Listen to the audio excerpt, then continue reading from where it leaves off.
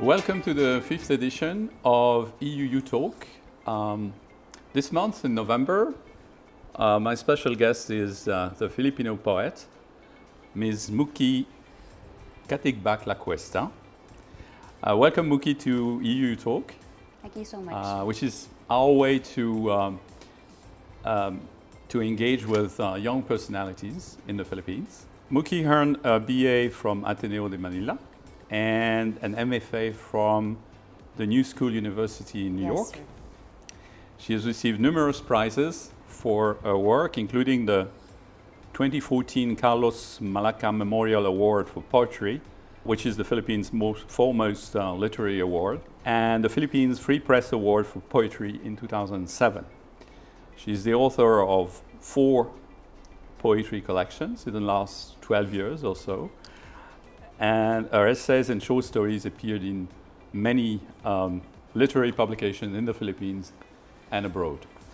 I have read, of course, some of your poems, and I've listened to some of your recording, and I feel particularly privileged, as well as our listener, to listen to your voice, not only as a writer, but also as a woman, as a person, as a Filipino person. You once said that you don't wake up one morning, look in the mirror and say, I'll be a poet. Okay. So I will try to ask you the question differently. Where does your voice come from? As a younger poet, my inspiration would be from books, because largely when you're young, it's an unlived life. And the more you live, then I really draw inspiration from events that happen to me in real life. But it could be anything. It could be a line from a book or a real life experience. So I can't really say I draw from any one thing, really. It's, I think, a whole range of things. That's very interesting, and it brings me to ask you the next question, which would be, do you see a role for the poet in the society?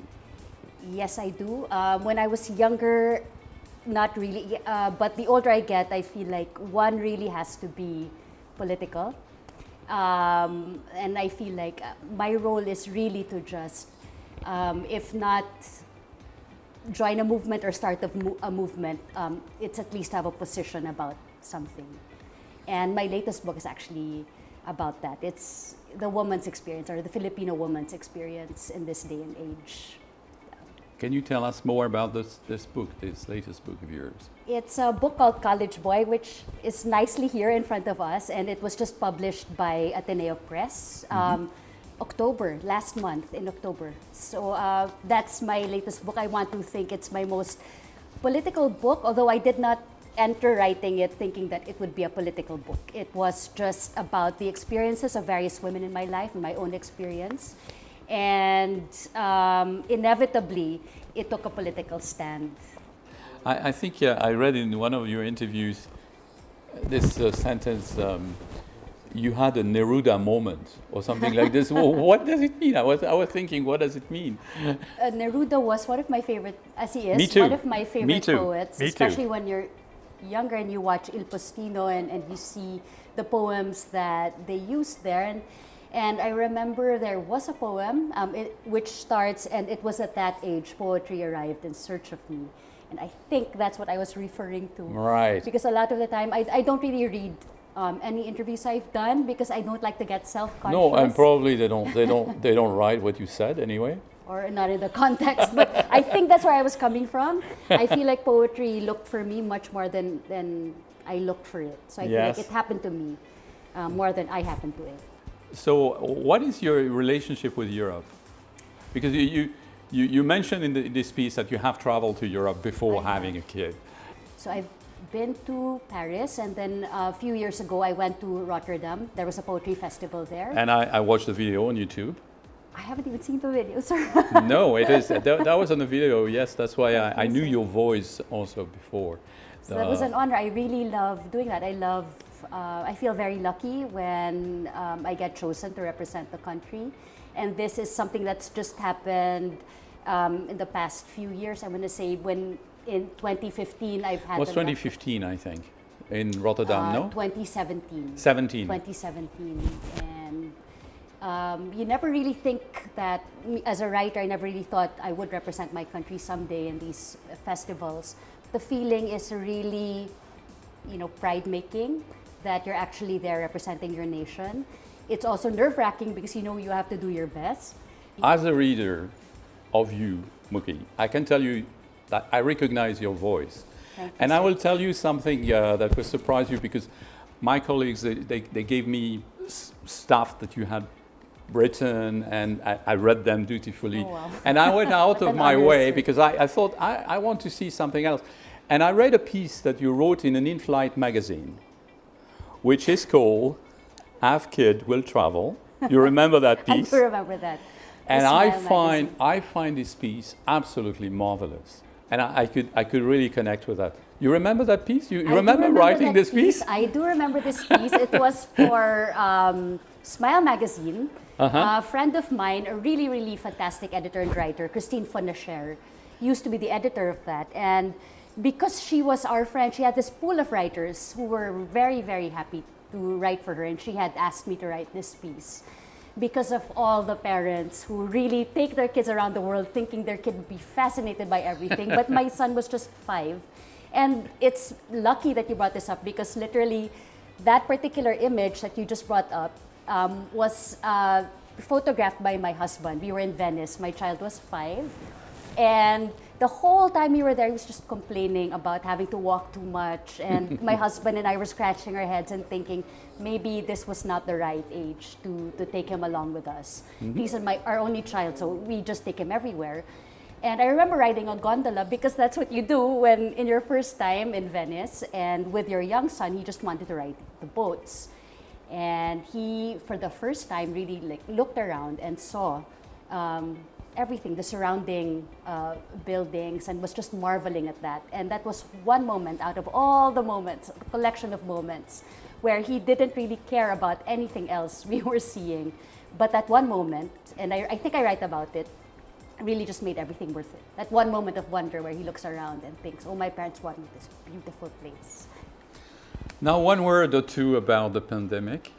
You alluded to the fact that you have been sort of secluded for 2 years now. Yes. And you feel that way, at least. Yeah. How has it impacted your work? I was actually very, very prolific during the pandemic, the first year. I guess maybe it was a survival mechanism, a coping mechanism. But I did finish College Boy, my latest collection, and I was able to write a longer work as well. It was actually only when my writing slowed down that I realized how secluded I had felt, and how, well, it's really a privilege to be able to write 2 books during a pandemic. I consider myself very lucky that I was able to do that. Your husband, because you mentioned him, is also a writer. He is a writer. So writing is a sort of solitary activity, in a sense. How does it work for you guys? You're both writing in different parts of your house, and We do, but thankfully yes, we do. Luckily, we don't write our books at the same time, so his rhythms are different from mine. So there's an unspoken rule where one of us has to be the normal one, while the other one is in seclusion and writing. And Right. then, but luckily, it's not something. Again, luckily, it's not something we talked about consciously. It just so happened. It just so happens that way. So I did my book. Now he's writing his book. And what is your message, if any, to young writers in the Philippines? So, in other words, as a teacher, as an instructor, as someone who is passing on the trade, what are your concerns? What are your hopes vis-a-vis the new generation? I think actually that the new generation of Filipino writers has a broader worldview. I think that they've adjusted to the publishing houses here and seen maybe the shortcomings, the strengths and the shortcomings. So they've actually looked outside, and the younger writers are actually getting published abroad and are more conscious about really venturing away from this milieu. And I like that. In fact, I'm learning from them. I'm learning from them much more, I think, than they can learn from me. So it's really nice to see the young Filipino writer emerging and seeing that, hey, my writing is not just for the local scene. I can actually be included in international anthologies. And I don't think we started that way, my colleagues and I, which is why we really just wanted to get published here. And we're learning from the younger writers. It's possible to really spread your wings and try to see if you can be published elsewhere or internationally. And that's something I think younger writers are certainly braver than we were when we were their age and exposed to so many more things. And do you have any question yourself, or something that you thought we should have covered? I'm just amazed, sir, that you read beyond the poetry. I'm very happy that you were able to read an in-flight magazine where I think some of my best writing actually emerged, strangely enough. But sir, did you grow up being a vast reader, or were you always interested in the arts, in the literary arts? I'm still a reader. I'm reading all the time, so that's for sure. Recently I've read a few things. I've read the latest, or at the last, we should say, Le Carré, is a posthumous work. I read a few biographies. And I'm currently reading David Sedaris' Calypso. Oh, I've read that. I think he's amazing. It's a wonderful memoir. And if you're into it, he also teaches a master class. Yes. So I didn't take his class. I actually took the classes of Aaron Sorkin and people who write for the movies and cinema. But I love reading David Sedaris' work because he talks about such painful things in a very lighthearted and humorous and manner. So it's a very nice voice. It's a very nice voice. Very deceptively, it's hard to do. Yeah. So people think that he's just a funny guy, but I think his specific tone is very hard to do, but very fun to read. Yes, yes. Not just for flights. No. Because I think you find his books in airport bookshops as well. But it's very deep, and his work really just stays with you. Yes. And what he says about the family relations and so on is is very difficult. Very deep. Very deep. Yeah. Very deep. And he seems to have a really colorful family. Yes, indeed. So it's not escapism. It's part of my life. Yeah, I like to connect with writers.